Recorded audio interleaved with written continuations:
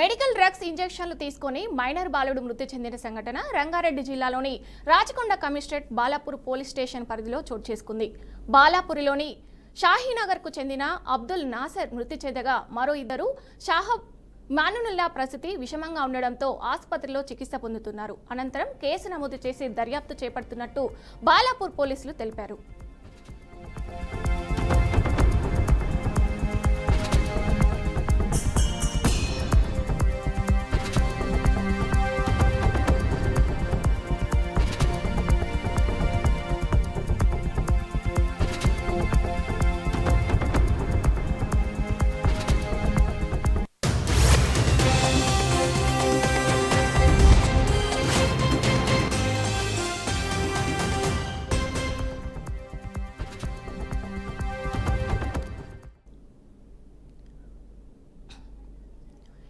ఇకపై దీనిపై మరింత సమాచారం మా ప్రతినిధి తేజ అందిస్తారు. తేజ, చెప్పండి. విజయ, మనం చూస్తూనే ఉన్నాం. ప్రస్తుతం మత్తు పదార్థాలు అనేటువంటి ఎక్కువగా విక్రయం అనేటువంటిది, లేదంటే మత్తు పదార్థాల వాడకం అనేటువంటిది చాలా ఎక్కువగా పెరిగిపోయింది. యువతంతా కూడా దీనిపైన ఆకర్షిస్తూ, అంటే దానికి ఆకర్షితులు అవుతూ కూడా వారి నిండు భవిష్యత్తునైతే మాత్రం సర్వనాశనం చేసుకుంటున్నారు అనే పరిస్థితిగానే చెప్పాలి. తాజాగా మనకు అందుతున్నటువంటి సమాచారం ప్రకారం అయితే ఇటు రాచకొండ పోలీస్ కమిషనరేట్ పరిధిలో ఉన్నటువంటి బాలాపూర్ పోలీస్ స్టేషన్ పరిధిలో అయితే ఇలాంటి ఘటన చోటు చేసుకుంది. ఆ రంగారెడ్డి జిల్లా మెడికల్ డ్రగ్స్ ఇంజెక్షన్లకు సంబంధించి తీసుకుని ఒక మైనర్ బాలుడు అయితే మృతి చెందినటువంటి సంఘటన ఇక్కడ జరిగింది అన్నట్లుగానే చెప్పాలి. మొత్తంగా చూస్తే అంటే అబ్దుల్ నాజర్ అనేటువంటి వ్యక్తి, అతనికి 17 సంవత్సరాలుగా కూడా చెప్తున్నారు. తనతో పాటు మరో ఇద్దరు, అంటే షాబాజ్ అనేటువంటి వ్యక్తి, హుమనుల్లా అనేటువంటి వ్యక్తి, వీరిద్దరు కూడా ఉన్నారు. అయితే అబ్దుల్ నాజర్ అనేటువంటి వ్యక్తి అయితే మాత్రం ఈ మత్తు ఇంజక్షన్లు తీసుకొని మృతి చెందినట్లుగా కూడా పోలీసులు చెప్తున్నటువంటి పరిస్థితి. మరో ఇద్దరు, అంటే షాబాజ్, అదేవిధంగా హిమనుల్లా పరిస్థితి అయితే మాత్రం విషమంగా ఉన్నట్లుగా చెప్తున్నారు.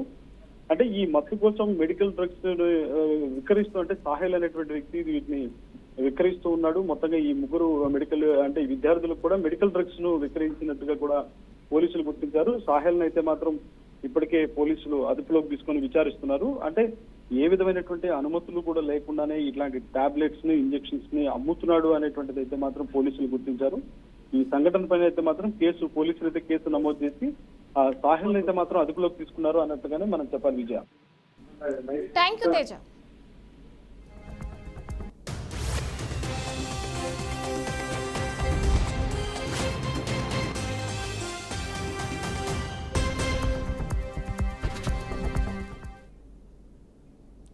సంగారెడ్డి జిల్లా నారాయణఖేడ్లో గుప్త నిధులు బయటపడ్డాయి. అతి పురాతనమైన కాశీ విశ్వనాథ స్వామి ఆలయంలో గుర్తు తెలియని దుండగులు తవ్వకాలు జరిపారు. తవ్వకాలను గమనించిన స్థానికులు పోలీసులకు ఫిర్యాదు చేశారు. రాత్రి 6 వ్యక్తులు తవ్వకాలు జరిపినట్టు స్థానికులు ఆరోపించారు. విషయం తెలుసుకున్న ఎమ్మెల్యే సంజీవ్ రెడ్డి ఘటనా స్థలాన్ని పరిశీలించారు. విచారణ జరిపించాలని అధికారులను ఆదేశించారు. 6 వ్యక్తుల్లో ఆలయ కమిటీ చైర్మన్ కూడా ఉన్నట్టు స్థానికులు ఆరోపణలు చేశారు.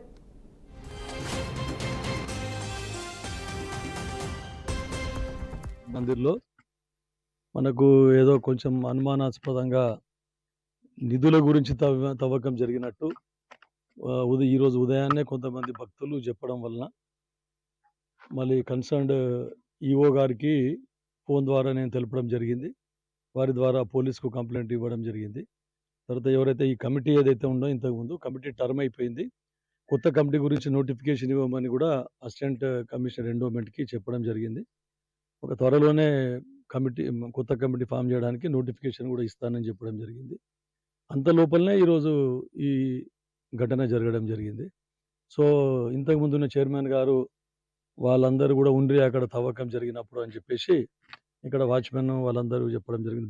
కొంతమంది భక్తులు కూడా దాన్ని పరిశీలించి మరొకసారి మళ్ళీ పోలీసు అధికారులు కూడా తెలపడం జరిగింది.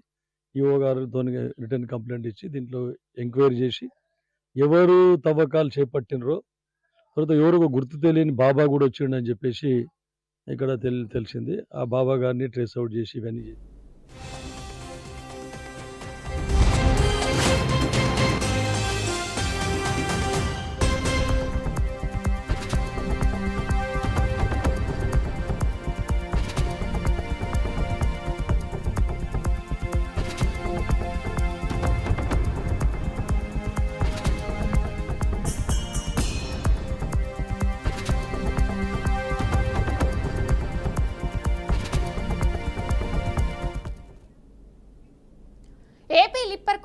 లిక్కర్ కుంభకోణం కేసులో ఆరోపణలు ఎదుర్కొంటున్న రాజ్ కసిరెడ్డిని ఎట్టకేలకు సిట్ అధికారులు అరెస్ట్ చేశారు.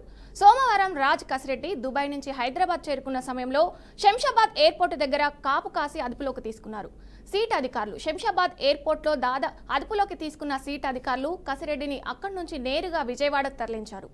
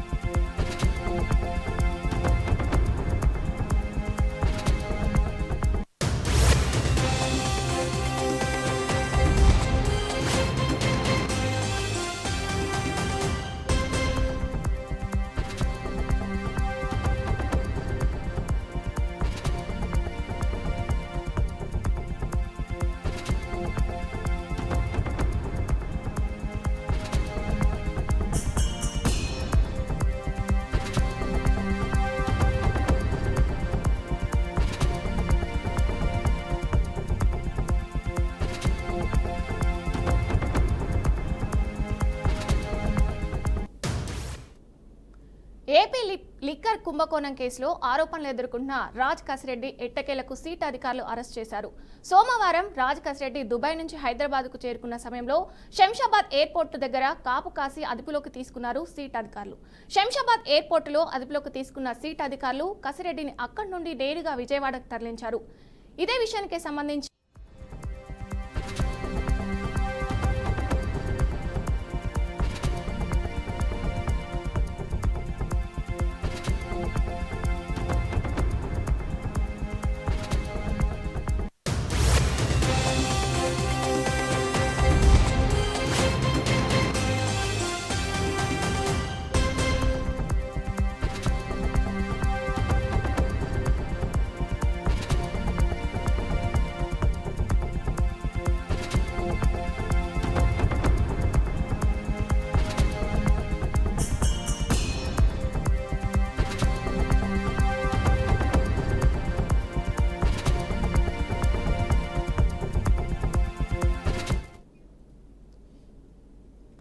ఇక ఇదే అంశంపై మాట్లాడడానికి మా అవుట్పుట్ ఎడిటర్ వెంకట్ లైవ్ లో ఉన్నారు.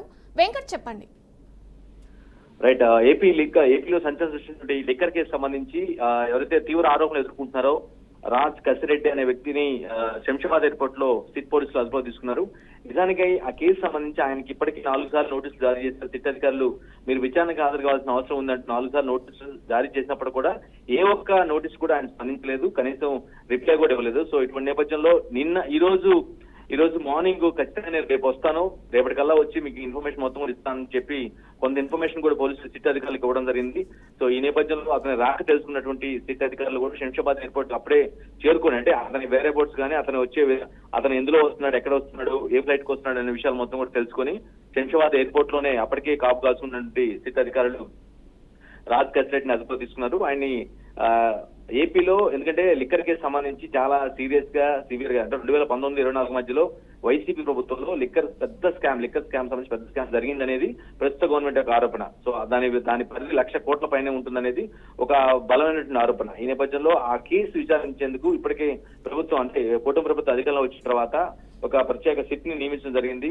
ఆ పూర్వాపరాలు మొత్తం కూడా తెలుసుకుని బాధ్యులు ఎవరైతే ఉంటారో వారందరూ కూడా అరెస్ట్ చేయాల్సిన అవసరం ఉందంటూ ఆయన కూటమి ప్రభుత్వం ఇప్పటికే ఒక ఇష్యూ చేసి నోటీసులు జారీ చేసిన నేపథ్యంలో ఆ రాజ్ కసిరెడ్డికి ఒకసారి కాదు, 2 సార్లు కాదు, ఇప్పుడు కంటిన్యూస్ గా 4 సార్లు నోటీసు 4 సార్లు అంటే విచారణకు హాజరు కావాలంటూ సిట్ అధికారులు 4 సార్లు నోటీసు జారీ చేసిన నేపథ్యంలో ఆయన 4 సార్లు కూడా అటెండ్ కాని నేపథ్యంలో ఇప్పుడు పర్టికులర్ గా అతని గురించి తెలుసుకున్నటువంటి సిట్ అధికారులు శంషాబాద్ ఎయిర్పోర్ట్ లో అదుపులో తీసుకోవడం. రేపటి నుంచి ఆయన అంటే ఎన్ని రోజుల పాటు విచారిస్తారు ఏంటి, ఎందుకంటే జనరల్ గా ఒక సిట్ అధికారులు నోటీస్ జారీ చేసిన తర్వాత బౌండెడ్ టైంలో రావాల్సిన అవసరం ఉంటుంది, స్పందించాల్సిన అవసరం ఉంటుంది, దానికి ఆన్సర్ ఇవ్వాల్సిన అవసరం ఉంటుంది. కానీ వీటిల్లో ఏది కూడా ఆయన చేయలేదు.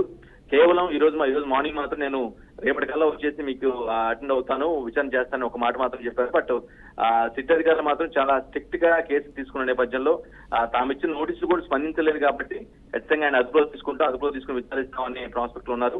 అందుకే ఆయన్ని శంషాబాద్ ఎయిర్పోర్ట్ లోనే అదుపులో తీసుకున్నారు.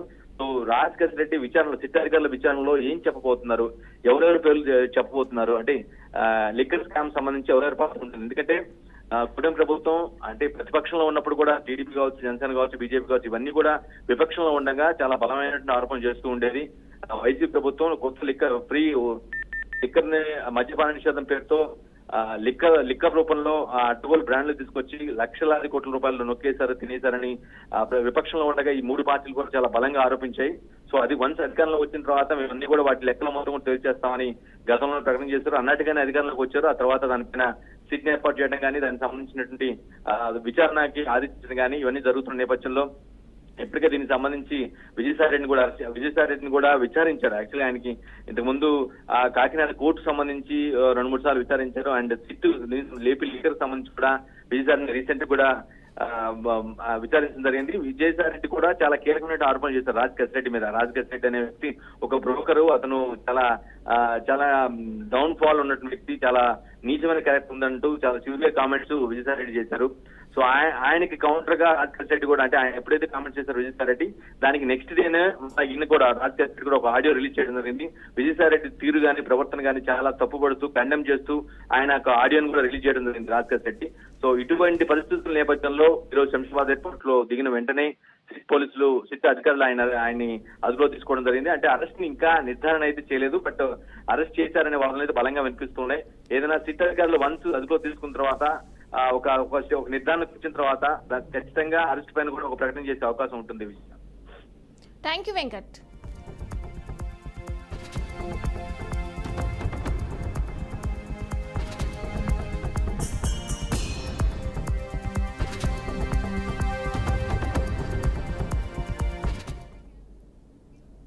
వికారాబాద్ జిల్లా లగచర్లలో జరిగిన ఘటనపై జాతీయ మానవ హక్కుల కమిషన్ దర్యాప్తు బృందం సంచలన విషయాలు వెల్లడించింది.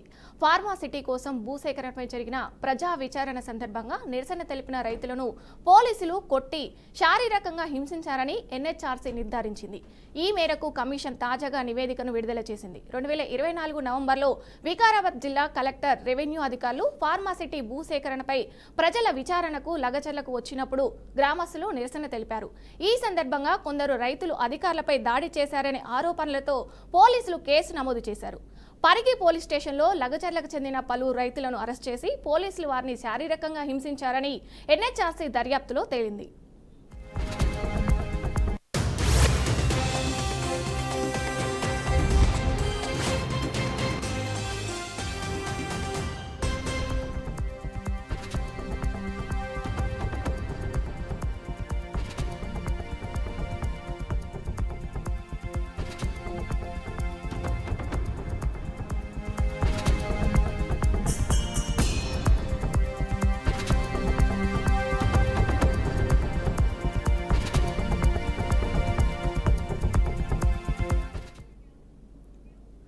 జగన్ 5 ఏళ్ల పాలనలో రూపాయి ఖర్చు పెట్టలేదు మంత్రి రామానాయుడు ఆరోపించారు.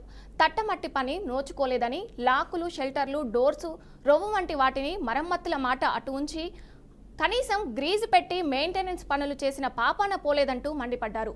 నాడు గుండ్లకమ్మ, అన్నమయ్య ప్రాజెక్టు గేట్ల తలుపులు కొట్టుకుపోయినా పట్టించుకోలేదని విమర్శించారు. జగన్ పాలనలో లస్కర్లకు ఎగ్గొట్టిన జీతం బకాయిలను నేడు కూటమి ప్రభుత్వం చెల్లించిందన్నారు. పశ్చిమ గోదావరి జిల్లా పోడూరులో మంత్రి రామానాయుడు పర్యటన అనంతరం ఆయన ఈ వ్యాఖ్యలు చేశారు. పోడూరు మండలం, మనము అదేవిధంగా పాలకొల్లు మండలం ఒల్లంపర్రు గ్రామంలో మరి వేళ ఒక సీసీ రోడ్డు, అంటే ఎవరైతే మరి ఇక షెడ్యూల్ ట్రైబ్ ఎవరైతే ఉన్నారో, ఎస్సీ ఎస్టీలు ఎవరైతే ఉన్నారో అక్కడ మరి 39 లక్షలతోటి ఒక సీసీ రహదారి, అదేవిధంగా మరి ఒక ఒల్లంపర్రులోనే మరి రైతులందరూ కూడా ఎప్పటి నుంచో ఎన్నో ఇబ్బందులు పడుతున్నాం, కష్టాలు పడుతున్నామని అంటే వాళ్ళకు ఒక 39 లక్షలతోటి ఒక గ్రావెల్ రహదారి నిర్మాణం. అదేవిధంగా ఇప్పుడే మనం చూసాం జున్నూరు గ్రామం, పోడూరు మండలం రామసేతువ ఛానల్ మీద 26,10,000 ఏదైతే అక్కడ ఒక గ్రావెల్ రోడ్డు. మరి అదేవిధంగా ఇప్పుడే మనం ఒక డీసిల్టింగ్ మరి ఒక 8,10,000 అక్కడే జున్నూరు. అదేవిధంగా ఏదైతే వేడింగి గ్రామంలో ఇక్కడ ఒక 7,30,000 ఒక డీసిల్టింగ్, అంటే ఏదైతే మట్టి తీసేటువంటి కార్యక్రమం, పుడికి తొలగించేటువంటి కార్యక్రమం. ఈ రకంగా 1,19,00,000 రూపాయలు ఈరోజు మరి ఇక 2 గ్రామాల్లో మన పనులకి శంకుస్థాపన చేయడం జరిగింది. ఇప్పుడే రైతులు చెప్తూ ఉన్నారు, గత 5 సంవత్సరాల పాలనలో ఏ డ్రైన్లో కానీ ఏ కెనాల్లో కానీ ఒక తట్ట మట్టి తీసినటువంటి పరిస్థితి లేదు. మళ్ళీ ఈరోజు తెలుగుదేశం, జనసేన, బీజేపీ ప్రభుత్వం వచ్చిన తర్వాతే మళ్ళీ మీరు ఇరిగేషన్ శాఖ మంత్రిగా ఉన్నప్పుడే ఈ యొక్క మట్టి పనులు ఏదైతే డీసిల్టింగ్ పూడికి ఏదైతే ఉందో ఇప్పుడు తెలంగాణలో ఇంటర్ పరీక్షలు రాసిన విద్యార్థుల ఫలితాల కోసం వేచి చూస్తున్నారు. విద్యార్థుల ఉత్కంఠను తెరదించుతూ ఏప్రిల్ 22న ఫలితాల విడుదల చేస్తున్నట్టు ఇంటర్ బోర్డు ప్రకటన చేసింది. డిప్యూటీ సీఎం బట్టి విక్రమార్క ఈ ఫలితాలను విడుదల చేయనున్నారు. Inter first year, second year ఫలితాలను ఒకేసారి విడుదల చేయనున్నారు. నాంపల్లిలో ఇంటర్మీడియట్ బోర్డు కార్యాలయంలో రేపు ఉదయం 11 గంటలకు డిప్యూటీ సీఎం బట్టి విక్రమార్క ఫలితాలను విడుదల చేస్తారని అధికారులు వెల్లడించారు.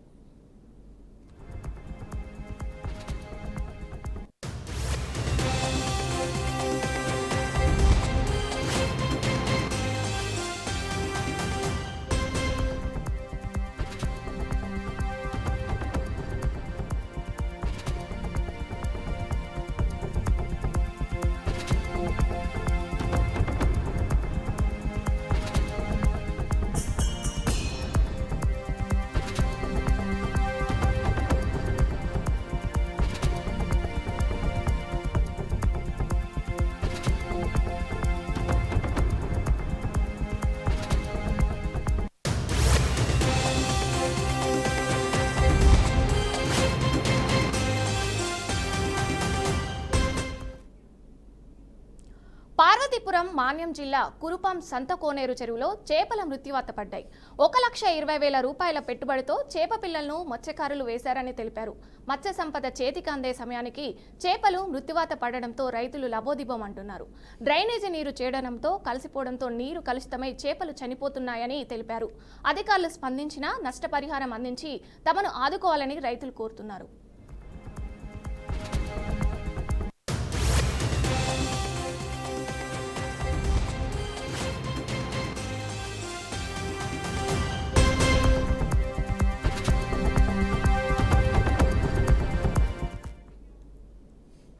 పల్నాడు జిల్లాలో దారుణం చోటు చేసుకుంది. సత్తెనపల్లి మండలం కంటపూడిలో వివాహిత శిరీష అనుమానాస్పదంగా మృతి చెందారు. భర్త వేమయ్య గొంతు నిలిమి చంపాడని బంధువులు ఆరోపించారు. ఒక్కసారిగా కాలనీలో మృతురాలి బంధువులు భారీగా మోహరించి ఆందోళన చేపట్టారు.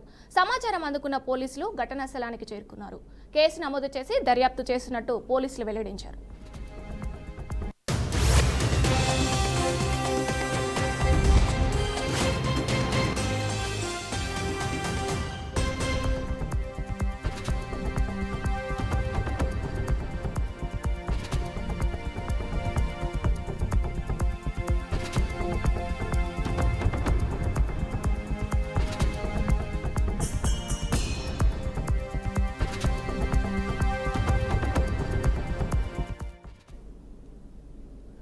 నిజామాబాద్ రైతు మహోత్సవ సభలో టీపీసీసీ చీఫ్ మహేష్ కుమార్ గౌడ్ సంచలన వ్యాఖ్యలు చేశారు. తెలంగాణ రైతులకు వ్యవసాయం రాదని, ఆంధ్రప్రదేశ్ రైతులు ఇక్కడి వారికి వ్యవసాయం చేయడం నేర్పించారని అన్నారు.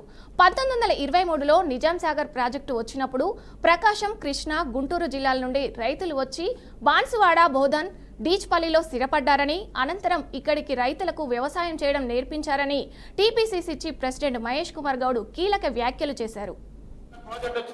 1923లో నిజాం సాగర్ ప్రాజెక్ట్ వచ్చినప్పుడు ఇక్కడికి ప్రకాశం జిల్లా, కృష్ణా జిల్లా, గుంటూరు జిల్లా నుంచి వచ్చి వ్యవసాయాలు స్థిరపడి వ్యవసాయం చేయడమే కాకుండా మాకు కూడా వ్యవసాయం నేర్పించిన సందర్భం ఇలా బాన్స్వాడ కానీ, బోధన్ కానీ, డిస్పెల్లో కానీ ఆంధ్ర రైతులు వచ్చి స్థిరపడినారంటే ఆనాడు యొక్క నిజాం సాగర్ యొక్క గొప్పతనం. 1923లో నిజాం సాగర్ ప్రాజెక్ట్ వచ్చినప్పుడు ఇక్కడికి ప్రకాశం జిల్లా, కృష్ణా జిల్లా, గుంటూరు జిల్లా నుంచి వచ్చి వ్యవసాయాలు స్థిరపడి వ్యవసాయం చేయడమే కాకుండా మాకు కూడా వ్యవసాయం నేర్పించిన సందర్భం ఇలా బాన్స్వాడ కానీ, బోధన్ కానీ, డిస్పెల్లో కానీ ఆంధ్ర రైతులు వచ్చి స్థిరపడినారంటే ఆనాడు యొక్క నిజాం సాగర్ యొక్క గొప్పతనం. 1923లో నిజాం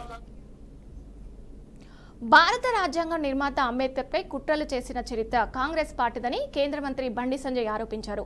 ఇవాళ కరీంనగర్లో డాక్టర్ బిఆర్ అంబేద్కర్ జయంతి ఉత్సవాలను పురస్కరించుకొని బీజేపీ జిల్లా శాఖ ఆధ్వర్యంలో శుభమంగళ గార్డెన్లో నిర్వహించిన సెమినార్ ఆయన పాల్గొన్నారు. భారతదేశ చరిత్రలో అంబేద్కర్ ఎదుర్కొన్న అవమానాలు మరెవరూ ఎదుర్కోలేదని ఆయన అన్నారు. ఎన్ని అవమానాలు ఎదురైనా అడుగడుగునా హేళనకు గురైన వాటినే సోపానాలుగా మార్చుకున్నాడు. తన చదువుతో సమాజ శ్రేయస్కు పాటుపడ్డాడు. అణగారిన వర్గాల అభ్యున్నతికి దారపోసిన మహనీయుడు అంబేద్కర్ అని బండి సంజయ్ కొనియాడారు.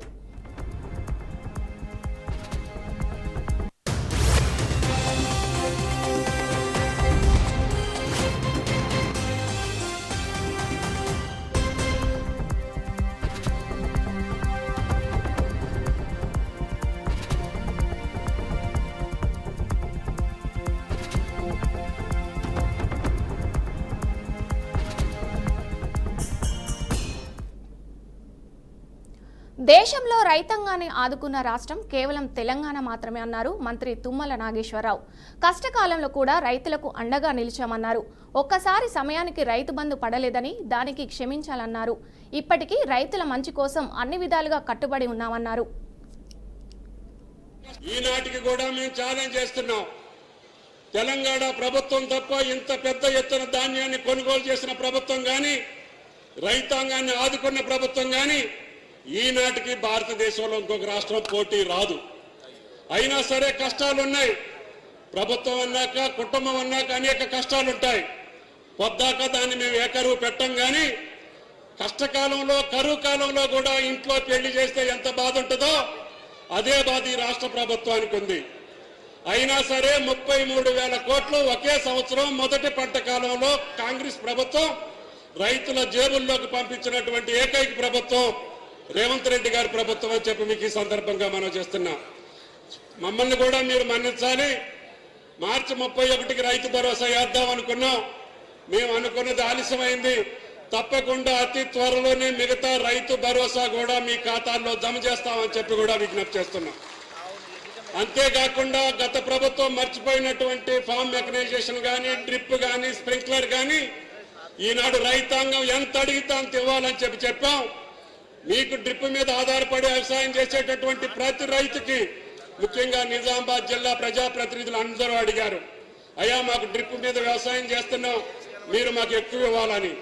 ఎక్కువ కాదు, ఈ తెలంగాణకే మార్గదర్శకంగా ఉన్న నిజామాబాద్ రైతాంగానికి మీరు ఏది అడిగితే అది చేసేటటువంటి శక్తి ఆ భగవంతుడి రాష్ట్ర ప్రభుత్వానికి ఇస్తుంది. ఆ రకంగా ఫామ్ మెకనైజేషన్ కానీ, డ్రిప్ కానీ, స్ప్రింక్లర్ కానీ తప్పకుండా మీ జిల్లాకి అత్యధిక ప్రాధాన్యత. పెండింగ్ లో ఉన్న ధాన్యం బోనస్ డబ్బులను త్వరలో విడుదల చేస్తామని మంత్రి ఉత్తమ్ కుమార్ రెడ్డి తెలిపారు. నిజామాబాద్లో రైతు మహోత్సవ ప్రారంభంలో పాల్గొన్న ఆయన గత ప్రభుత్వంపై తీవ్ర స్థాయిలో మండిపడ్డారు. ప్రాణహిత చేవేళ్ల ప్రాజెక్టు నిర్మించి ఉంటే ఉమ్మడి నిజామాబాద్ జిల్లాలకు ఎంతో ఉపయోగం ఉండేదన్నారు. గత ప్రభుత్వం సాగునీటిపై 1,00,000 కోట్లకు పైగా ఖర్చు చేసినా అదనంగా 1 ఎకరానికి నీరు ఇవ్వలేదని విమర్శించారు. నిజాం సాగర్, ఎస్ఆర్ఎస్పీ ప్రాజెక్టులను నిర్మించింది కాంగ్రెస్ హయాంలోనేనని చెప్పుకొచ్చారు.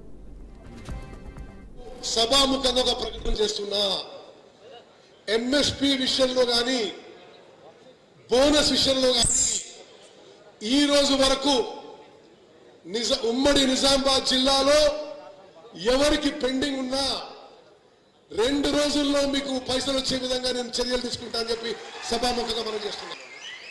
ఈ భారతదేశ చరిత్రలో మద్దతు ధరకి కొనుగోలు చేసి 2-3 రోజుల్లో డబ్బులు మీ అకౌంట్లో వచ్చే ప్రభుత్వం నేటి కాంగ్రెస్ ప్రభుత్వం చెప్పి మనం చేస్తున్నాం. నేను ఈరోజు వచ్చిన సందర్భంగా ఉమ్మడి నిజామాబాద్ జిల్లాలో ఎంఎస్పీ కానీ, బోనస్ కానీ ఎక్కడ పెండింగ్ ఉన్నా తప్పనిసరిగా అది క్లియర్ చేయిస్తా అని చెప్పి నేను సభాముఖంగా మనం చేస్తున్నా. అదేవిధంగా ఉమ్మడి నిజామాబాద్ జిల్లా కూడా ఎంతో ఉపయోగపడే ప్రాణహిత చేవెళ్ల ప్రాజెక్టు గత ప్రభుత్వం ఆపేసిన విషయం కూడా మీకు మనవి చేస్తూ, గత ప్రభుత్వం ఏమన్నారు, నేను ఎక్కువ రాజకీయ విమర్శలు పోకున్నా వాస్తవాలు చెప్పాల్సిన అవసరం ఉంది. గత ప్రభుత్వంలో 10 ఏళ్లలో 1.81 lakh crores ఖర్చు పెట్టి ఇరిగేషన్ లో నామమాత్రం పనులు చేసిండ్రు. ఎక్కడా పెద్దగా ఆయకట్టు సృష్టించలేదు గత ప్రభుత్వాన్ని చెప్పక తప్పదని చెప్పి చేస్తున్నా. ప్రాణహిత చేవెళ్ల ప్రాజెక్ట్ కి